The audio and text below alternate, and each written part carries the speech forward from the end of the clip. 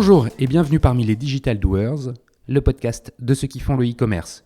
Aujourd'hui, j'ai le plaisir de recevoir Martin de Charette, le co-founder de Pricing Assistant, qui, comme son nom peut le laisser entendre, est une solution d'optimisation des prix en ligne. Bonjour Martin, est-ce que tu pourrais te présenter en quelques mots ? Bonjour Cyril, je m'appelle Martin, j'ai 38 ans et je suis le cofondateur de Pricing Assistant. Si je remonte un peu en arrière, j'ai fait une école de commerce, l'ESC Bordeaux, Kedge maintenant. Et ensuite, j'ai travaillé pendant 7 ans en tant que contrôleur financier dans différentes boîtes. Comme beaucoup, je crois, on ne sait pas forcément ce qu'on veut faire à la sortie des études. Moi, j'avais choisi quelque chose d'assez large et comme j'aimais bien les chiffres, je suis resté dans la finance. Et donc, j'ai intégré Cartesis, qui est une solution qui permet de faire du reporting et de la consolidation financière. Et donc, j'ai travaillé pendant 3 ans dans cette entreprise en tant que junior. Et donc, j'installais en fait un logiciel de consolidation dans différentes boîtes. Donc, tu avais un background a priori plutôt maths, plutôt... Exactement, j'aimais bien les chiffres. J'aimais bien les chiffres. Une prépa. Et tu as dû faire une spécialisation, des stages plutôt dans la finance ou le contrôle de gestion, des choses comme ça ? Exactement, un stage qui m'ont amené sur les chiffres, sur la finance et sur cette entreprise Cartesis. Donc là, tu fais tes armes, t'es salarié, tu continues un peu après, tu intègres un groupe plus gros. Hein. Voilà, ensuite j'intègre le groupe Bell en tant que contrôleur financier. Donc Bell, pour ceux qui ne connaissent pas, c'est la vache qui rit. Voilà, la vache qui rit et Boursin et pas mal d'autres fromages. Et donc là, l'idée c'était un peu de sortir de la spécialisation consolidation qui est effectivement assez intéressante, mais je voulais pas devenir expert de ce sujet-là et je voulais un peu m'ouvrir à d'autres choses. Donc je rejoins le groupe Bell, c'est plus de 2 milliards d'euros de chiffre d'affaires partout dans le monde, une des marques les plus connues et les plus fortes dans le monde. Et là, j'y travaille pendant 2 ans et demi avant de faire un break, avant de prendre une année sabbatique et de faire un petit tour du monde avec un cousin. L'envie de voyager, Donc le voyage que les anglo-saxons font souvent à la fin de leurs études, à la fin de leur scolarité, toi tu le fais quelques années après avoir commencé Voilà, avec du coup peut-être mettre un peu de côté, d'argent de côté pour pouvoir le faire et puis je sais pas, j'avais toujours depuis longtemps j'avais envie de le faire, mais il se concrétise un peu plus tard. Ouais, c'est marrant. Et vous faites comment en fait ? Vous partez, vous définissez un trajet, vous avez un objectif, Alors je pars avec un cousin et on se fait un trajet avec les billets tour du monde. Là, je sais pas si vous connaissez, il y a plein de possibilités de faire le tour du monde pour pas très cher en fait. Et du coup, en fonction de nos envies, de quelques contraintes avec ces billets-là, on va en Asie du Sud-Est, on va en Océanie et puis en Amérique du Sud avec notre sac à dos. Et voilà, l'idée c'était de découvrir. On a fait pas mal de trek, un peu d'escalade, voilà, et puis de découvrir les cultures et puis de découvrir ces pays-là. Donc c'est vraiment c'est vraiment un voyage, quoi. T'as une anecdote ou deux qui te vient en tête par rapport à cette expérience qui est finalement en fait assez peu commune. Je le dis d'autant plus volontiers que j'ai la même expérience que toi. J'ai pris aussi une année sabbatique entre 2009 et 2010 avec femme et enfant pour partir en Amérique. Et c'est pas habituel, enfin encore. T'as des anecdotes ?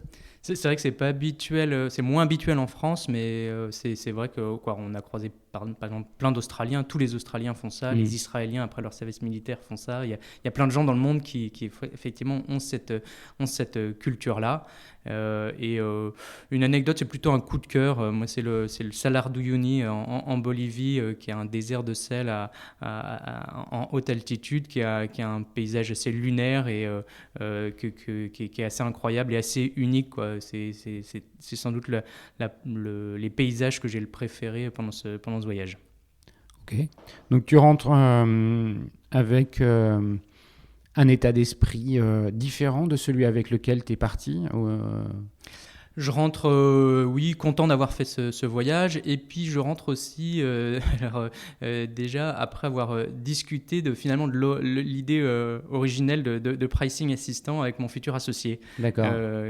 J'y reviendrai peut-être après, mais c'était déjà né à ce moment-là. La petite graine avait été D'accord. déjà semée à ce moment-là. La première idée, on avait déjà échangé avec mon futur associé. D'accord, qui s'appelle comment? Qui s'appelle Sylvain Zimmer. D'accord. Voilà. Donc, tu rentres en fait, enfin, vous rentrez ensemble avec une forme de, comment dire, une forme déjà de fraîcheur, parce qu'après un an de voyage, on rentre nourri de ces différentes expériences, des rencontres que vous avez pu faire, et puis aussi avec peut-être ce projet en tête, sans savoir trop comment ni quelle forme ça allait prendre, c'est ça? Ouais, alors là c'était encore vraiment embryonnaire. c'était une discussion quoi. Ouais. On s'était pas dit qu'on allait se lancer, mais on avait discuté de ce sujet-là. Et puis moi je rentre plutôt en me disant le champ des possibles est assez large. Et puis comme j'aime pas rester trop inactif, je retrouve très rapidement du travail dans ce que je savais faire, plutôt la finance, bras droit du DAF, de l'APAV, qui est un concurrent de Bureau Veritas. Donc c'est du contrôle sur les bâtiments et pas mal d'autres choses comme ça. Et donc je continue là-dedans, mais assez rapidement en fait, on précise le projet avec du coup mon futur associé. Alors peut-être précision, donc Sylvain Zimmer, c'est le mari de ma cousine, donc c'est pas la famille mais presque. Et donc on avait échangé effectivement à Santiago. Il était venu pendant quelques semaines sur le trajet du voyage. On avait discuté de yield management et en fait de la sous-utilisation du yield management dans les autres secteurs que l'hôtellerie. Alors peut-être pour repréciser ce qu'est yield management, Oui. c'est les techniques qui permettent dans l'hôtellerie ou dans l'aviation d'optimiser le prix avec une quantité périssable. C'est de dire si jamais j'ai une nuit d'hôtel, si je ne l'ai pas vendue, elle sera perdue le jour d'après. Donc il vaut mieux optimiser ça en se disant je vais avoir un séquencement de la fixation du prix en fonction du temps et d'autres paramètres qui peuvent influencer sur ce prix. Et du coup, ces techniques-là, très utilisées dans certains secteurs, ne sont pas du tout utilisées ou développées dans d'autres. Effectivement, c'est connu d'abord pour l'aviation, l'hôtellerie, la SNCF également, avec tout ce florilège de prix différents qui peuvent exister sur un même TGV qui déconcertent parfois certains usagers. Mais c'est le principe. Donc là, vous posez le constat que finalement, ça ne s'est pas démocratisé et qu'il n'y a qu'un certain nombre de secteurs qui utilisent cette technique et plutôt adaptés au monde du voyage en général. Voilà, plutôt adapté à des gens qui effectivement ont quelque chose un stock qui va périr, c'est-à-dire du jour au lendemain, mon stock vaut zéro parce qu'il a disparu. Mais on se dit que ces techniques-là, c'est quand même assez étrange qu'elles ne soient pas utilisées pour partie dans d'autres secteurs, et notamment le secteur en vogue actuellement, le e-commerce, quoi. En vogue, il était aussi il y a 6 ans, mais toujours en vogue.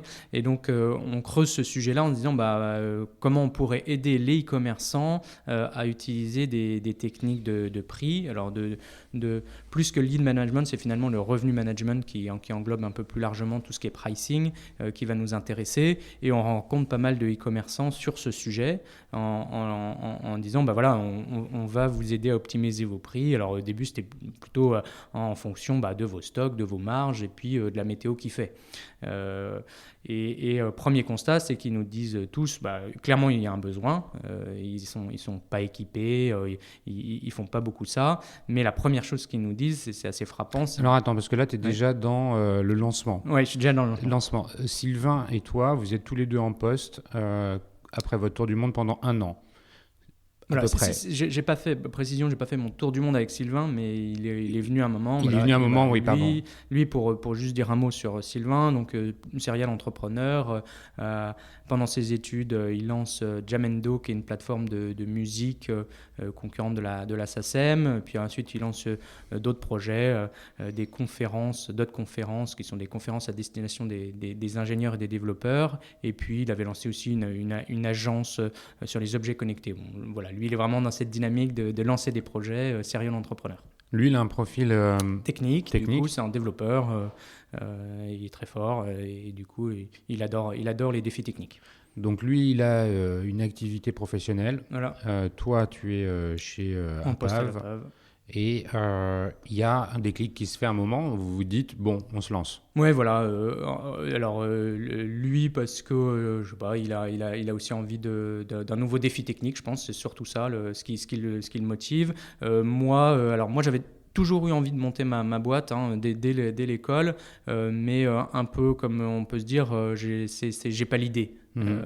Ce qui est en fait après coup est pas du tout une bonne raison, mais c'est effectivement, je pense, ce qui est important, c'est plus finalement l'associer que la bonne idée, mais ça je le savais pas à l'époque, je le sais maintenant. C'est effectivement de se dire moi j'avais envie de ça, mais je savais pas quoi forcément lancer, et c'est en discutant avec Sylvain que du coup on a lancé cette idée là, et du coup l'envie de construire quelque chose. C'est vraiment ça qui, à un moment, fait qu'on se lance, quoi. En tout cas, pour ma partie, parce que lui, il s'était déjà lancé. Mais voilà, l'envie de construire quelque chose, l'envie d'être acteur dans mon entreprise et de façonner quelque chose à mon image et de développer quelque chose qui me ressemble. D'accord. Donc c'était quelque part pour devenir cohérent avec un système de valeurs entrepreneuriales ou de professionnel et qui te motive, enfin qui vous motive à vous lancer. Et ce déclic se produit. Il y a un jour où vous dites, bon allez, bingo, on se lance. Et concrètement, qu'est-ce qui se passe ? Parce qu'il faut commencer. Oui, bien sûr. Alors, du coup, concrètement, on se dit comment on va se lancer. C'est l'époque, c'est le début des incubateurs. Et du coup, on se dit la bonne idée, c'est peut-être de se rattacher à ça et de se lancer en étant un peu accompagné. C'est le camping à cette époque-là qui était assez connu, qui s'appelle aujourd'hui Numa, mais c'est vraiment quand on est au frémissement de toutes ces choses-là. Il n'y a pas encore... The Family se crée à ce moment-là, mais ils n'existent pas encore. Donc là, vous allez toquer à la porte de la cantine en disant, voilà on a un projet, vous avez quelques slides. C'est ça, et on prépare, on s'entraîne un peu, parce qu'on sait que c'est vraiment sur la présentation qu'on va y arriver. Du coup, on réunit quelques amis, on pitch, ils nous donnent des conseils. Il y a quelques entrepreneurs qui se sont déjà lancés dans le jury. Du coup, ils nous accompagnent, ils nous aident à bien présenter notre solution, et on est retenu dans les... En substance, vous dites, voilà, nous, on a envie d'aider les e-commerçants à optimiser leur prix. Voilà, la vision finalement qu'on s'est donnée, c'était de dire, on va apporter aux e-commerçants les mêmes outils qu'Amazon possède pour faire son pricing. Amazon a quelque chose de très automatisé, très pointu, qui lui permet d'être très fort sur le prix. Et on veut apporter ces mêmes outils-là, ces mêmes armes aux e-commerçants et à tous les e-commerçants. C'est-à-dire, concrètement, un e-commerçant, avec l'outil qui est le vôtre, il va pouvoir comparer ses prix, les prix de son catalogue, avec ceux de ses concurrents. Alors, c'est ça ? C'est la première version finalement, parce que la vision, c'est vraiment d'être l'assistant, d'être pricing assistant, donc c'est d'aller jusqu'au changement de prix. C'est aller plus loin. Mais l'idée... première version, c'est la comparaison. Donc c'est un outil de veille concurrentielle qui va permettre de fournir toute la donnée des prix sur l'ensemble du marché. Voilà. Et puis à terme, effectivement, et ça c'est les versions qui vont se succéder, qui vont permettre aux e-commerçants, en définitive, de faire changer le prix avec un plafond et un plancher, j'imagine, ça aussi, entre un minimal et un maximal, et puis ça va le changer automatiquement. Exactement. Donc ça c'est la vision, c'est ce qu'on va accomplir après quelques années. Au démarrage, du coup, c'est vraiment plus sur comparer les prix et permettre aux e-commerçants de savoir... Mais c'est quand même ça que vous pitchez. Alors, oui, on pitch effectivement. Vous êtes retenu à la cantine. Donc vous avez au camping, pardon. Oui. Vous arrivez avec votre petit laptop et puis vous installez et c'est parti. Et c'est parti, voilà. Et alors, comment vous avez organisé les tâches qui se présentaient à vous et c'était lesquelles ?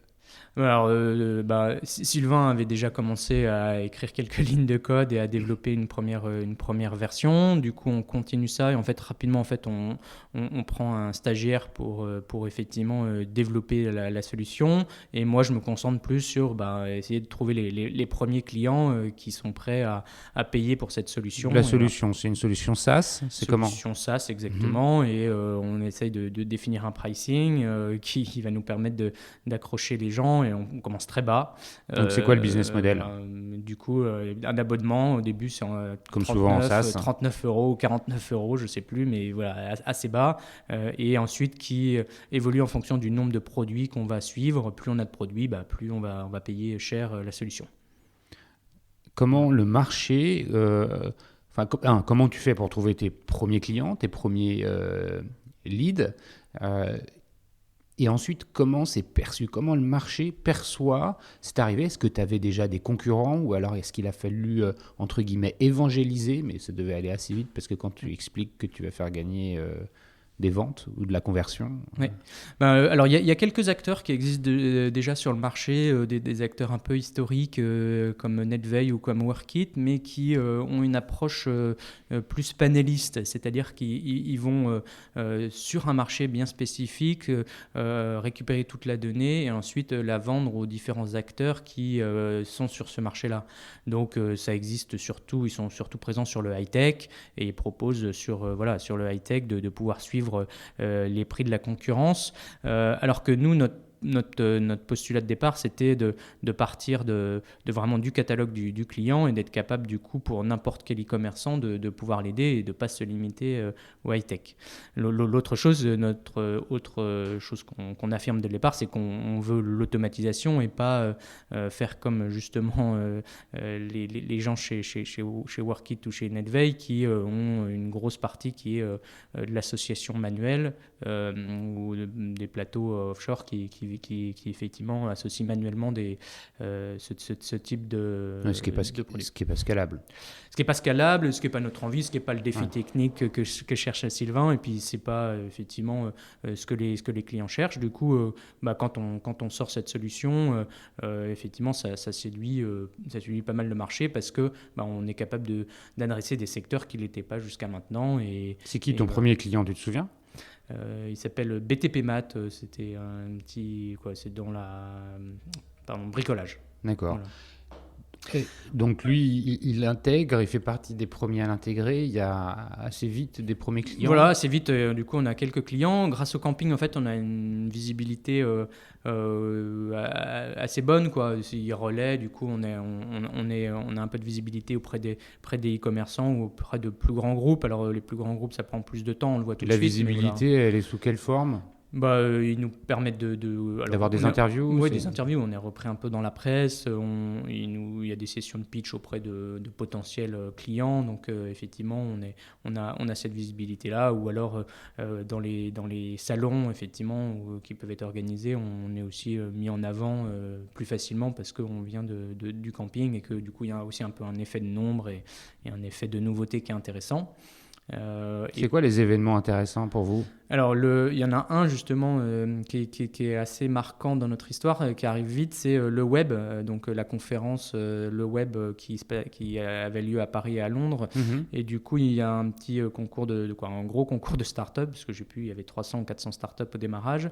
Et donc, l'idée là, c'est de mettre en avant un peu les start-up. Et on postule, on est retenu. Du coup, on va pitcher à Londres, première journée. Et puis, on est retenu pour la deuxième journée pour passer sur la grande scène. Il y a trois startups qui pitchent et puis on repitch et on gagne effectivement ce concours de startup.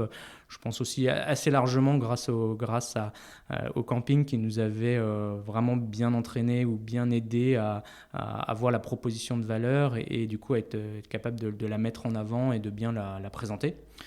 Et du coup, on gagne ce concours qui du coup nous redonne une belle visibilité. J'imagine. Voilà. Ouais. Ça, c'est vraiment un bon boost. Le web à Londres, l'écosystème, il est anglais ou il est international ? Il est international, mais beaucoup de Français, puisque c'est aussi c'est aussi Loïc Lemer qui est à l'origine de ça. Exactement. Donc ça, j'imagine un coup de boost. Ça arrive combien de temps après le lancement ?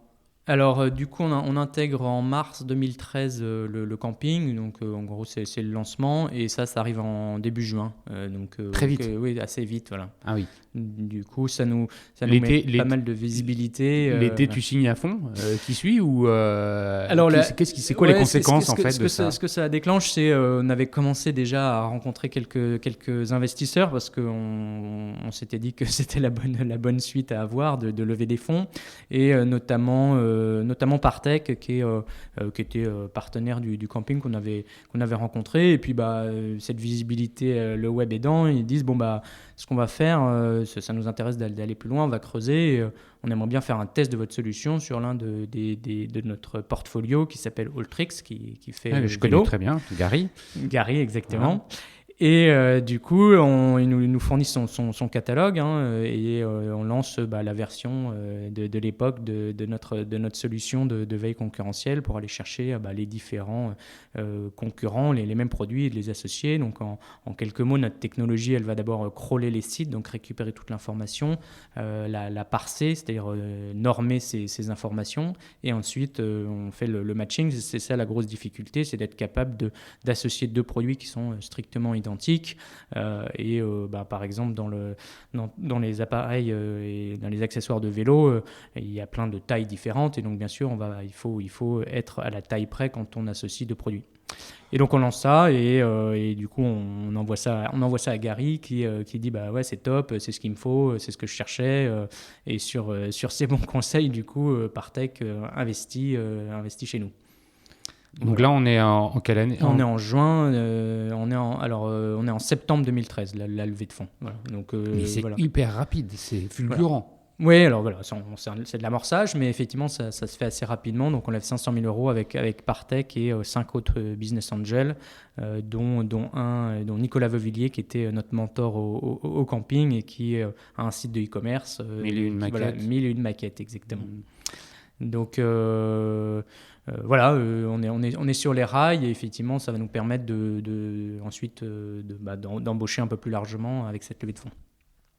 Donc là, vous restez dans l'incubateur. Alors, c'est la fin du camping à ce moment-là. Voilà, septembre, c'est 6 mois, donc on est invité à trouver un autre local, et donc on prend en fait des locaux avec une autre start-up du camping, mais de la saison d'avant, qui s'appelle Sketchfab, qui est dans la 3D. On prend des locaux pas très loin dans le Sentier.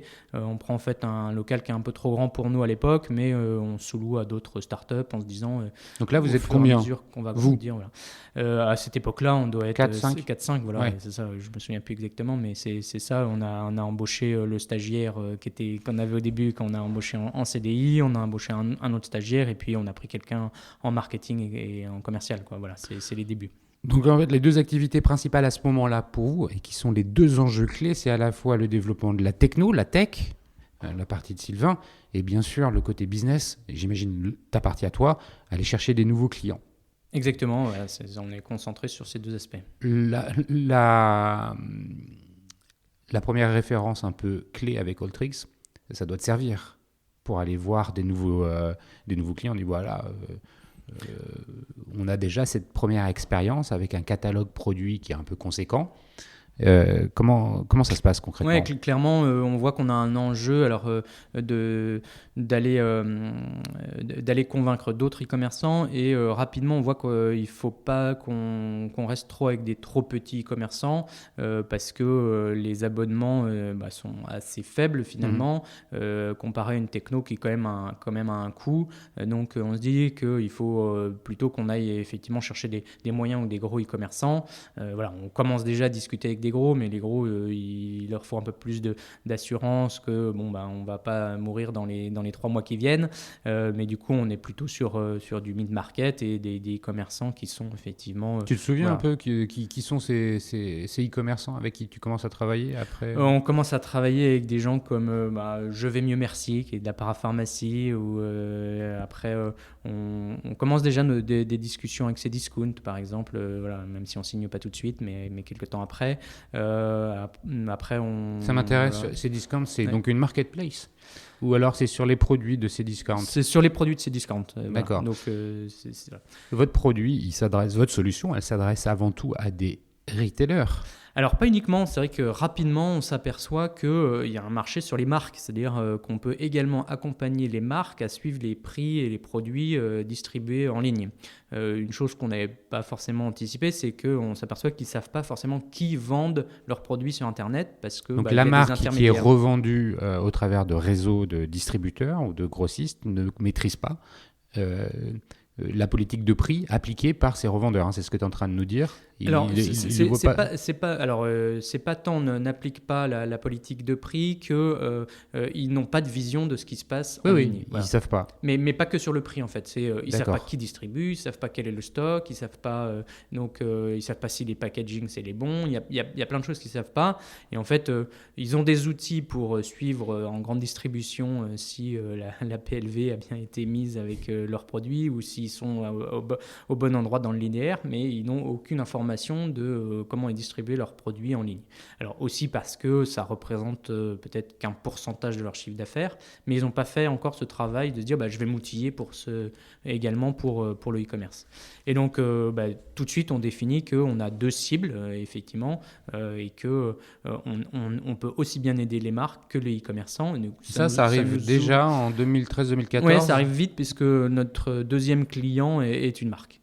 Donc effectivement on s'aperçoit qu'il y a aussi un intérêt rapidement pour eux. Une temporalité qui est un tout petit peu différente parce que le e-commerçant il va vouloir changer son prix toutes les semaines ou presque tous les jours, alors que la marque, la volonté de suivre son réseau de distribution, c'est continu. C'est un travail de veille. Voilà, c'est un travail de veille, mais on n'est pas en train c'est pas quelque chose que je fais tous les jours. Ça a un impact très fort, c'est-à-dire si je veux savoir effectivement qui vend mes produits, qui n'a plus de stock et qui je dois appeler pour le réapprovisionner, il y a un ROI de malade. Comment tu sais le stock? On voit sur l'ensemble des produits qu'ils nous donnent si les produits sont encore en ligne ou pas, tout simplement. Mais tu connais la disponibilité des produits. La disponibilité, pas forcément mais pas le niveau de stock. Pas le niveau de stock. Alors parfois il est affiché sur les sites et c'est une information qu'on peut récupérer, mais c'est la disponibilité. On est très binaire. Est-ce qu'il est disponible ou pas et effectivement, s'il l'est plus, si c'est mon best-seller, j'ai tout intérêt à aller rappeler le retailer pour lui vendre du stock. Concrètement, pour le e-commerçant, la plateforme que vous lui proposez, elle a une fonctionnalité de recherche d'informations, de comparaison d'informations et puis assez vite de modification des prix. L'outil qu'il a entre les mains, le e-commerçant, comment il l'utilise? Il y a du paramétrage, j'ai bien compris, par catégorie de produits ou par produit pour fixer un prix bas et un prix haut. En termes de reporting, d'analyse, qu'est-ce que vous lui remettez entre les mains? Ça, en fait, il a une fois qu'on a fait l'association, donc une fois que notre algo a tourné, on lui met en ligne, en fait, via une plateforme, toute cette donnée avec la possibilité non seulement de le trier par concurrent ou de le filtrer par concurrent, mais aussi par catégorie, par marque. Donc là, ça va intéresser les catégories managers qui ont une vision de leur catégorie ou les acheteurs. C'est vrai qu'on s'est aussi aperçu que ça intéressait beaucoup les gens qui, chez les e-commerçants, achetaient puisqu'ils ont une meilleure vision du coût du marché et ils sont capables de mieux négocier auprès des marques aussi des prix. Donc on leur fournit de l'analyse là-dessus et rapidement on donne un système d'alerte qui leur permet il y a un prix qui a bougé du coup sur mon best-seller. C'est hyper intéressant en fait parce que c'est à la fois la donnée et puis une action sur la donnée, sur le prix en l'occurrence. C'est plus que le prix. Les données, elles sont plus que le prix puisque l'utilisation de tout ce que vous allez sniffer sur le marché, c'est plus que le prix. Et il y a donc une utilisation qui n'était pas forcément pressentie au départ de toute cette donnée ou aussi c'était... Non, effectivement, nous on était très axés sur le prix et puis rapidement on s'aperçoit qu'effectivement techniquement on est capable d'aller chercher le nom, l'image, les avis clients, la disponibilité, et tout ce qu'il y a sur une page produit finalement, et que ça a beaucoup de valeur pour les e-commerçants et pour les marques. Et donc à un moment on se pose même la question de dire est-ce qu'on ne doit pas changer de notre nom, est-ce qu'on est toujours pricing assistant ou est-ce qu'on n'est pas product assistant ou merchandising assistant, voilà.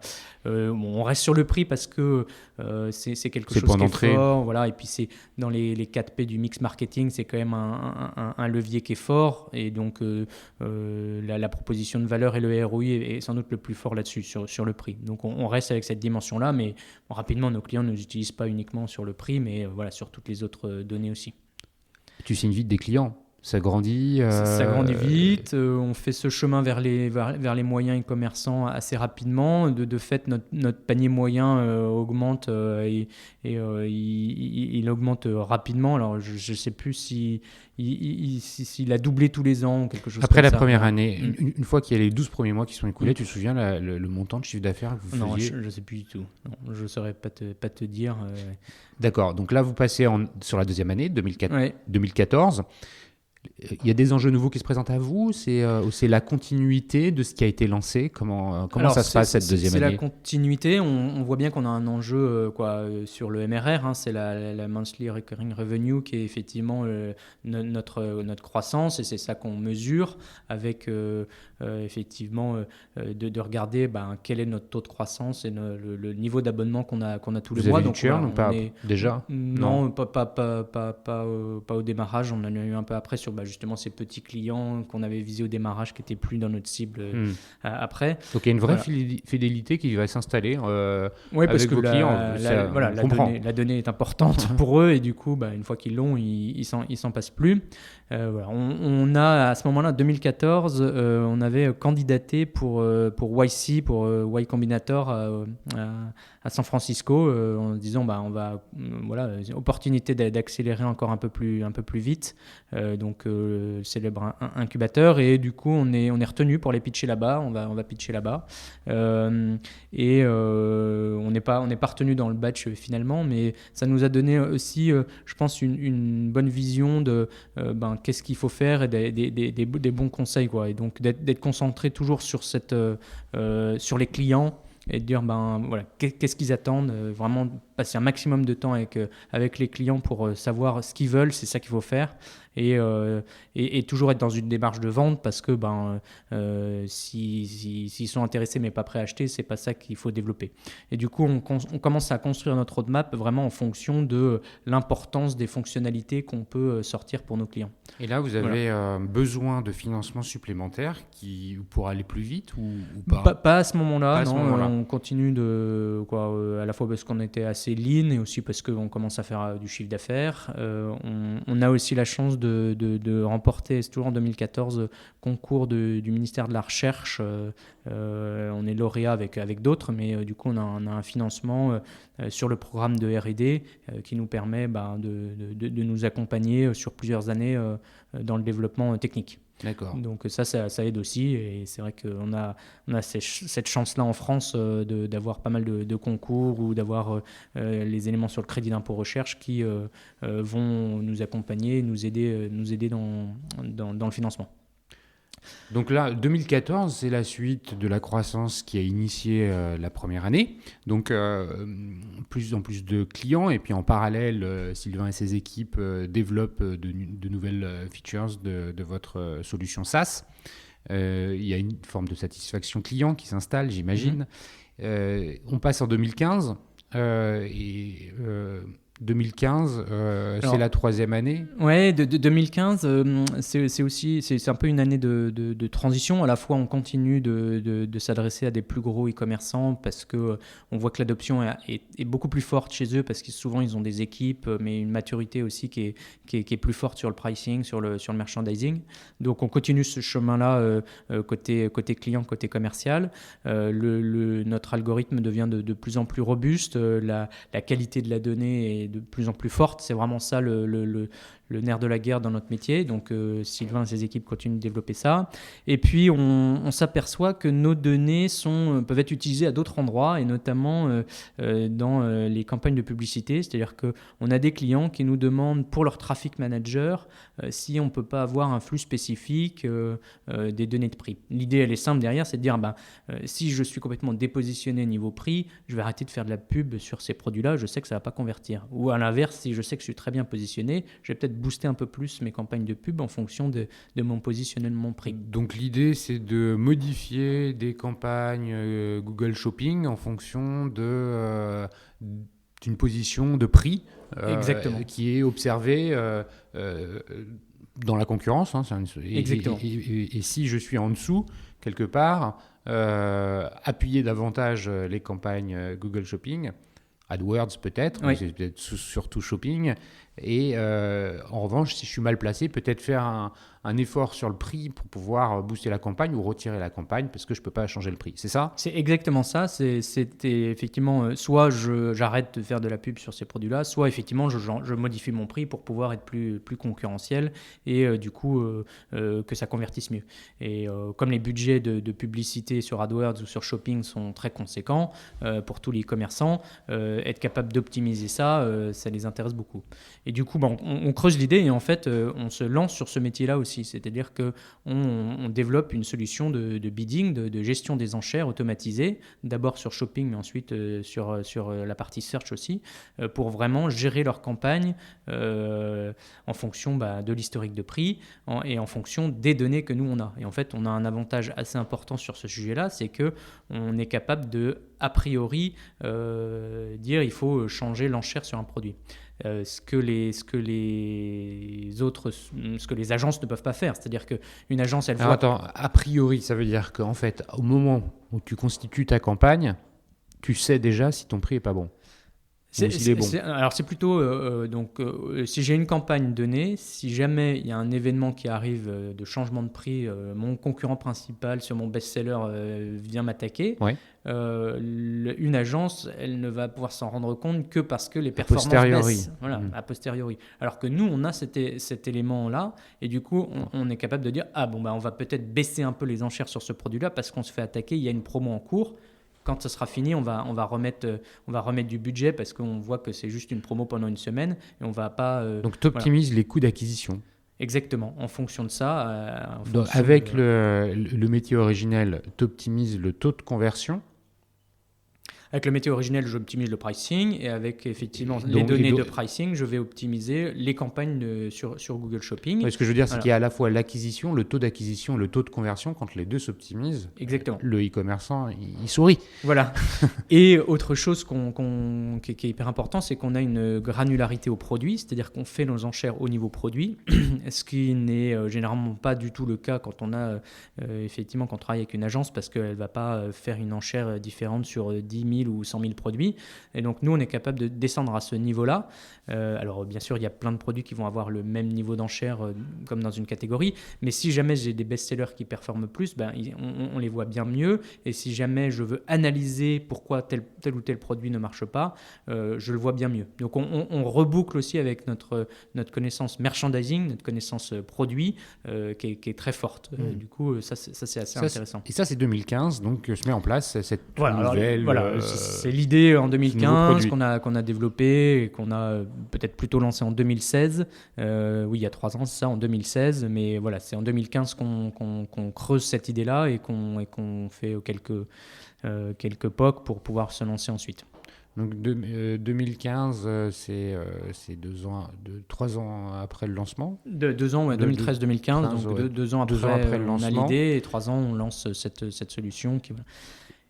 Et vous continuez, comment se passe la croissance, les recrutements, la taille des locaux Alors, en fait, c'est assez linéaire. On a une forte croissance. Du coup, rapidement, en fait, on est plus d'une dizaine. Je ne sais plus dire à partir de quand ça arrive, mais ça arrive assez vite. Et du coup, dans les locaux, on prend de plus en plus de place. En fait, il y a quelques startups qui partent. Et puis, du coup, nous, on récupère de plus en plus de mètres carrés.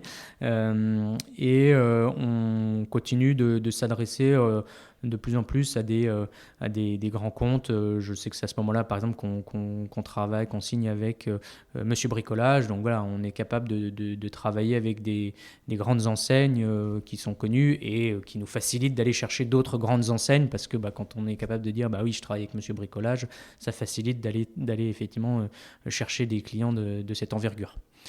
Donc il y a un effet un peu boule de neige bénéfique.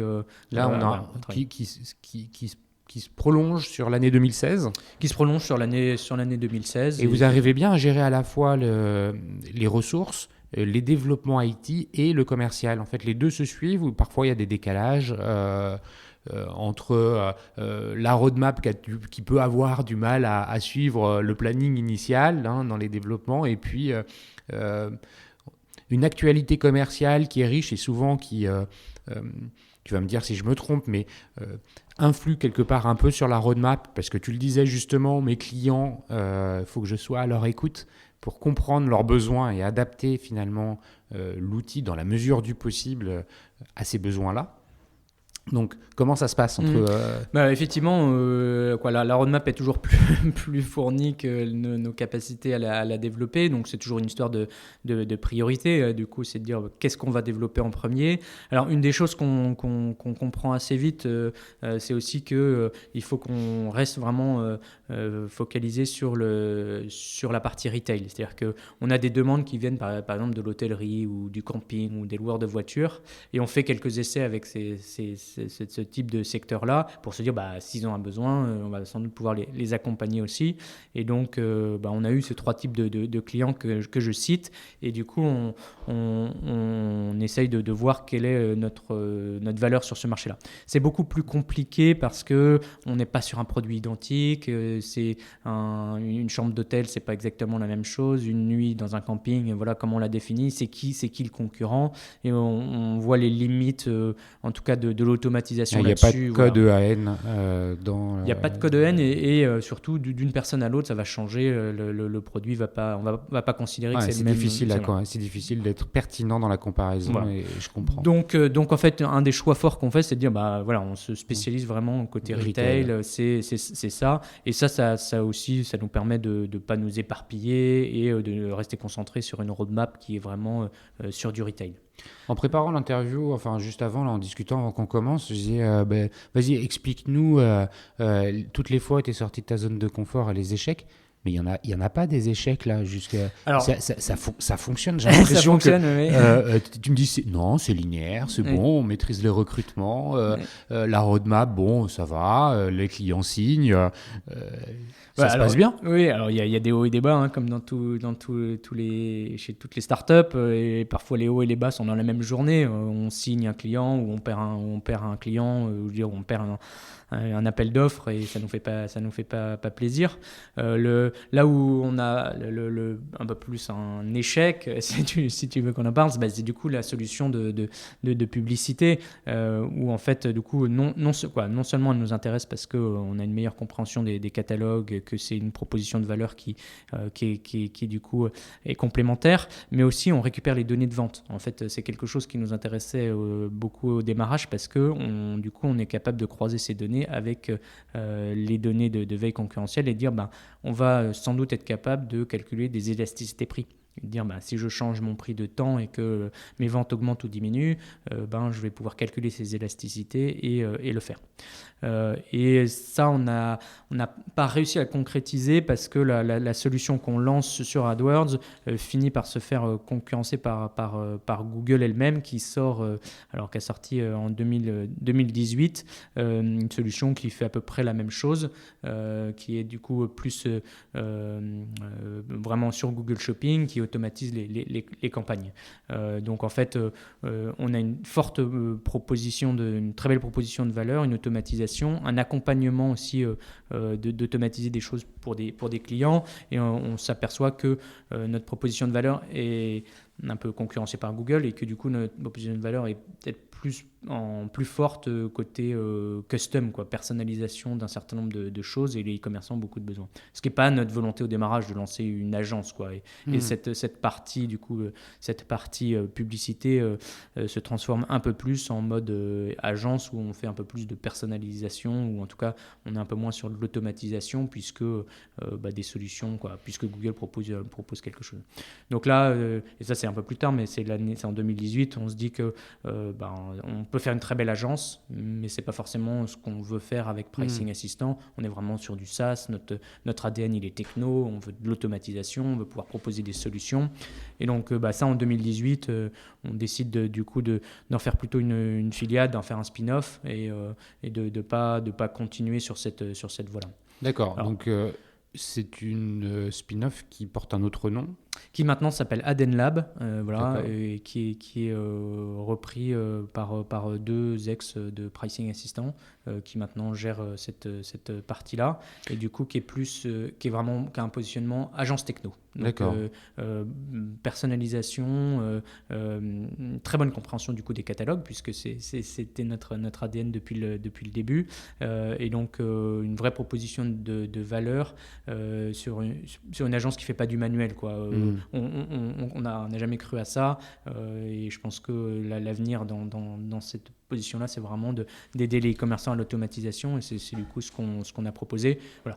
Du coup, on a beaucoup appris sur le merchandising, sur les campagnes de pub, mais on n'a finalement jamais, du coup, on a fait le constat à un moment que c'était pas la voie que nous on devait suivre pour Pricing Assistant, quoi.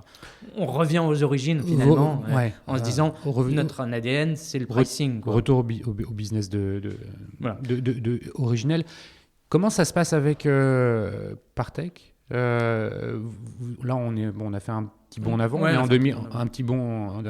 en 2018. Vous avez toujours pas relevé d'argent?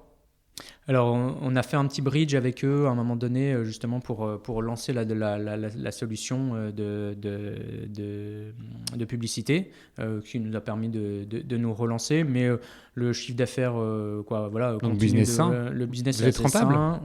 On est rentable. On arrive au point de rentabilité en 2017 ou 2018, il y a quelques temps maintenant. Donc on n'est vraiment pas en danger, quoi, et on continue de se développer. On arrive rapidement, 2017-2018, on est une quinzaine.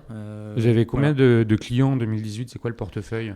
Alors, on doit avoir 80 clients en 2018. Là, on est fin 2018, on était à une centaine de clients. Donc, Jamais vous avez pensé international? Alors, on essaye effectivement l'international avec le Canada, où en fait on a une opportunité. Le directeur commercial a des envies de bougeotte, et du coup on se dit on va ouvrir. Ce qui a le plus de sens pour nous, c'était le marché nord-américain, et du coup on crée une filiale au Canada. On lance ça. Ça, c'était quelle année? Ça, on lance en 2017, mi-2017. On signe quelques premiers contrats, mais ça patauge un peu, pour être honnête, parce que le marché est en fait très orienté Québec. On était à Montréal, et c'est très cloisonné entre l'Ontario, le Québec et les autres. Voilà. Et du coup, ce qui est vrai pour le Québec n'est pas forcément à côté. La référence que tu signes au Québec n'est pas forcément connue à côté. Et puis, les États-Unis, c'est encore une autre culture. Voilà. En Europe, vous n'avez pas cherché à vous... Alors, en Europe, on se développe depuis la France. Donc, rapidement, on a des clients dans d'autres pays, en Belgique, en Italie, en Espagne. Mais ils viennent, c'est des appels entrants, ils viennent seuls, c'est pas une action... on fait un peu de démarchage. Quand même, oui. Ouais, on est quand même un peu proactif, avec rapidement, on a 20% de notre chiffre d'affaires qui est fait à l'étranger, et c'est à peu près l'énergie qu'on y met aussi en termes de commercial et de marketing, quoi. D'accord. On reste quand même, il y a encore plein de choses à faire en France, donc on reste quand même pas mal en France. Bon, l'idée, c'est d'asseoir sa position sur son marché domestique avant de pouvoir penser ouvrir de façon structurée des nouveaux pays. C'est un peu le concept. En fait, on accompagne aussi pas mal des clients français qui ont des filiales à l'étranger, ou qui ont effectivement des sœurs à l'étranger, et du coup, on les accompagne aussi comme ça, quoi. Et en fait, notre techno s'exporte assez bien, puisque je ne sais plus combien de pays on couvre aujourd'hui, mais on a des clients qui suivent une trentaine de pays, côté marque, trentaine de pays, et leurs revendeurs dans 30 pays dans le monde. Donc, on a cette capacité-là de pouvoir facilement exporter la techno. Donc, c'est plutôt un avantage pour nous d'être capable de le faire. Mais on reste quand même français, dans le sens où c'est quand même... C'est quoi les belles marques que tu citerais pour dire, voilà, tu es fier de les avoir parmi tes clients? Ouais, alors on travaille avec une marque qu'on aime bien, c'est Caudalie, Ouais, qui est bien assez sûr. connue et qui a une stratégie de distribution en plus assez exigeante. Donc c'est des gens avec qui on travaille. Pernod Ricard, avec qui on travaille aussi, des marques comme ça. Après, les plutôt côté retailer, on est fiers de travailler avec Rakuten ou avec Rue du Commerce. C'est des gens comme ça qu'on a signé. Très bien. En 2019, il y a un turning point. Oui. Vas-y, raconte. Alors, c'est même donc En en 2018, 2018, ça ouais, commence, ouais. c'est ça le turning point. Disons qu'il a été officialisé En 2019, en voilà. 2019. En 2018, donc on est rentable depuis quelques temps. Et puis en 2018, on lance notre solution de repricing, qui est du coup en fait le module qui permet de changer les prix et qui est un peu l'accomplissement de notre vision qu'on avait au 5 ans après démarrage. le Voilà. départ. Oui. Ouais. Du coup, de dire maintenant, avec nos clients, on est capable de mettre leur stratégie prix dans notre outil et que ça leur génère les changements de prix. Alors, avec une validation parce qu'ils ont besoin de rester en contrôle. Mais voilà, c'est lancé et on change des prix avec Pricing Assistant. Et du coup, l'étape d'après, on se dit, voilà, avec Sylvain, on se dit qu'est-ce qu'on veut faire. Donc, il y a deux chemins, hein. Soit on relève de l'argent et on part plutôt sur une série A, soit on se dit qu'on trouve plutôt un partenaire stratégique et qu'on grandit avec ce partenaire-là. Et c'est plutôt la deuxième option qu'on privilégie parce que on voit qu'on va plus rapidement arriver à déployer Pricing Assistant que si on le fait par nous-mêmes. Notamment côté commercial, avoir une plus grosse équipe commerciale, on se dit que ça va prendre encore pas mal de temps. Alors que si on est capable de déployer Pricing Assistant sur une base déjà installée avec une équipe commerciale qui est déjà là pour la vente, ça va aller plus vite. Et donc, c'est comme ça qu'on est, c'est plutôt dans cette direction qu'on cherche. Et, Pour chercher, vous faites comment? Vous mandatez une banque d'affaires? non, là, c'est plus Partech qui nous met en relation avec différentes Donc vous personnes. avez une discussion avec Partech pour leur dire voilà ce qu'on aimerait? Voilà, et puis, voilà. Ou c'est Partech qui vous challenge sur ce que vous voudriez? Ouais, c'est les deux, quoi. Chacun se pose des questions, bien Ouais. sûr, sur la suite. Et rapidement, on est aligné, quoi. Se dire, oui, voyons on n'est pas pressé, mais on est rentable, on a une roadmap, on a des belles références, on va continuer, mais on va regarder ce que propose le marché et de voir si effectivement il y a des opportunités de se faire acheter. Donc Partech part à la chasse et vous propose différents dossiers? Ou c'est tout de suite celui avec lequel vous allez faire affaire? Non, il y a différents dossiers dont je ne peux pas parler, Bien mais sûr. il y a différentes choses. Et on rencontre Content Square pour la première fois en décembre 2018. Rapidement, on voit qu'il y a un super truc à faire. En fait, croiser leur techno et notre techno et nos données va donner naissance à quelque chose d'assez unique sur le marché. Tu rencontres qui chez Content Square? Alors, on rencontre Jonathan Cherki, qui est le CEO, qui est le fondateur. Donc, peut-être pour rappeler ce qu'est Content Square, hein, ils analysent les parcours clients sur les sites. C'est-à-dire on n'est plus sur de l'UX. Voilà, on est sur l'UX. Ils aident ils posent un tag sur le site et du coup, ils aident leurs clients à comprendre quel est le chemin emprunté par leurs clients. Et pas le chemin imaginé tel qu'on pense qu'il se passe et qu'on le définit dans un segment dans Google Analytics, mais vraiment la manière dont on l'imagine, dont il se passe et comment les clients interagissent sur son site. Donc ils ont une super techno qui est vraiment assez incroyable du coup ils ont une vision, disons, assez verticale du site et nous on a une vision du marché assez horizontale. Et donc en croisant les deux, on se dit qu'il y a quelque chose à faire. L'idée c'est du coup avec eux la vision, c'est de construire une solution qui est plus sur le merchandising et d'aider les commerçants à mieux comprendre effectivement la conversion, le parcours sur leurs produits, en apportant nous, Pricing Assistant, notre expertise sur le merchandising et nos données sur les produits, donc sur le marché. Un exemple tout concret, c'est de dire je peux optimiser tout ce que je veux sur mon site. Si mon produit est complètement dépositionné au niveau prix, je ne vais pas en vendre. Donc ça, si je ne le sais pas, que je suis dépositionné, je ne vais pas pouvoir faire la bonne action pour corriger ça. Donc ça c'est la vision, et donc on échange avec Jonathan et puis avec d'autres personnes chez Content Square pour creuser cette idée-là. Content Square a beaucoup de clients dans le e-commerce, et donc ça les intéresse donc de pouvoir proposer une solution qui va encore plus loin dans le merchandising et dans l'UX sur le merchandising. Et c'est ça la vision du rapprochement. Donc vous vous mettez d'accord, vous vendez à Content Square. Exactement. Vous vendez en numéraire ou en échange d'actions? Les deux. Je ne suis pas sûr qu'on puisse communiquer là-dessus. D'accord. Voilà. Très bien. Mais je comprends. Donc il y a cet accord qui est fait. Oui. Et Pricing Assistant devient quoi? Une filiale Oui, voilà. Alors, c'est vrai que ça nous amène à nous poser plein de questions avec Sylvain. C'est-à-dire, quand on recherche un partenaire stratégique, qu'est-ce qu'on va devenir dans ce partenaire? Non seulement nos clients, mais aussi la techno, bien sûr, nos salariés. Et donc, ça, c'est des questions qui dès le début, nous, on est très clair que voilà, on veut que Pricing Assistant prenne une autre dimension, que nos clients soient contents de cette nouvelle étape, et bien sûr que tous les salariés continuent dans l'aventure, et voilà.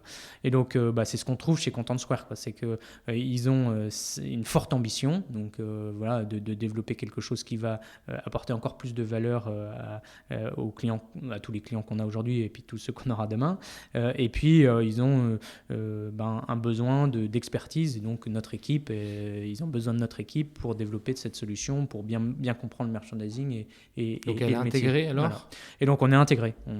C'est une fusion avec la marque Pricing Assistant qui reste. Alors pour le moment oui, à terme je pense pas. Je pense qu'effectivement elle va plutôt disparaître au sein de Content Square, mais pour le moment tous nos clients sont toujours là, et effectivement on est intégré dans les équipes de Content Square. Donc toi Martin, ton rôle il est nouveau maintenant. Tu continues l'aventure qui a été la tienne jusqu'à aujourd'hui dans un monde entrepreneurial au sein de Content Square. Donc ça veut dire qu'il y a quand même quelque chose qui change. Tu n'es plus complètement seul à décider de ce qui va se passer. Donc tu dois composer avec d'autres.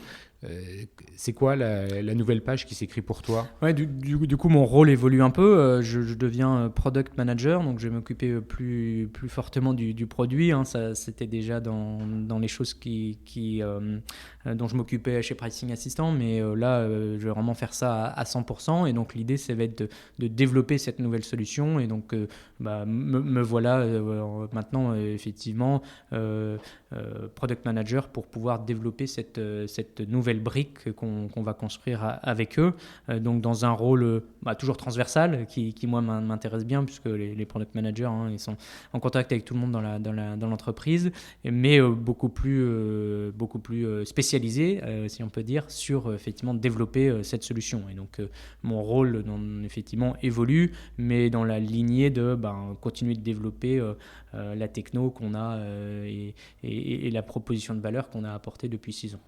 Donc c'est ça aussi qui nous intéressait chez Content Square et dans ce rachat, c'est qu'il y a une continuité, il y a la volonté d'amener Pricing Assistant et ce qu'on a développé beaucoup plus loin, d'intégrer cette techno, et c'est ça qui est intéressant aussi dans cette aventure, c'est que voilà, on n'est pas juste repris pour nos clients, comme parfois ça peut être le cas, ce qui est très bien, j'ai pas d'être repris pour ses clients, mais il y a aussi non seulement les clients, mais il y a aussi un défi de construire une nouvelle chose ensemble en utilisant notre expertise et nos data. Et ça, du coup, c'est dans la lignée un peu entrepreneuriale et côté aventure qu'on a, qui nous a bien plu avec Sylvain. Donc Sylvain a joint aussi. Toute l'équipe a rejoint l'équipe. Bon, écoute, bravo. C'est une aventure fulgurante. 6 ans pour arriver à créer tout ça avec un contrôle fort de la proposition de valeur, et donc derrière du business, une rentabilité qui est assez vite atteinte, juste du seed en financement, pour finalement arriver à se faire racheter dans le cadre d'un partenariat industriel en fait, avec Content Square. C'est une très belle réussite, vraiment bravo Martin. Merci. C'est vraiment intéressant. Pour conclure cet entretien, j'ai une petite question à te poser, celle-là, cette première question. Pour toi, le commerce du futur, c'est quoi ? Est-ce que tu vois quelque chose ? Je pense que ça va être beaucoup dans le point de transaction, la conversation. En fait, aujourd'hui, on est dans l'omnicanal, bien sûr. Les marketplaces prennent une place très importante. Il y a aussi le retour des marques qui, finalement, sont beaucoup plus en direct qu'elles ne l'étaient avant et qui, du coup, il n'y a pas une reprise en main, mais il y a un positionnement qui est nouveau pour elles, est nouveau, voilà, et qui, à mon avis, est aussi drivé, qui est aussi dirigé par le fait que les utilisateurs ont envie d'être en direct avec les marques et elles ont besoin de un peu moins d'intermédiaires. Voilà. Et donc, pour moi, c'est aussi de ce point de vue-là, c'est quelles vont être les interactions entre le consommateur et les marques, et entre le consommateur et le distributeur, le retailer. La publicité ciblée, qui est parfois intrusive, à mon avis, va disparaître au profit de quelque chose qui va être beaucoup plus accepté par l'utilisateur, parce que voilà. C'est pour ça que tu utilises le mot conversationnel ? Oui, c'est le conversationnel, c'est de dire que il y a un échange c'est un échange en fait, que ça va dans les deux sens, alors qu'aujourd'hui la publicité où les sites sont peut-être un peu trop directionnels, c'est le retailer, c'est l'annonceur qui s'adresse au consommateur, et on essaye de comprendre qui est le consommateur pour lui adresser le bon produit.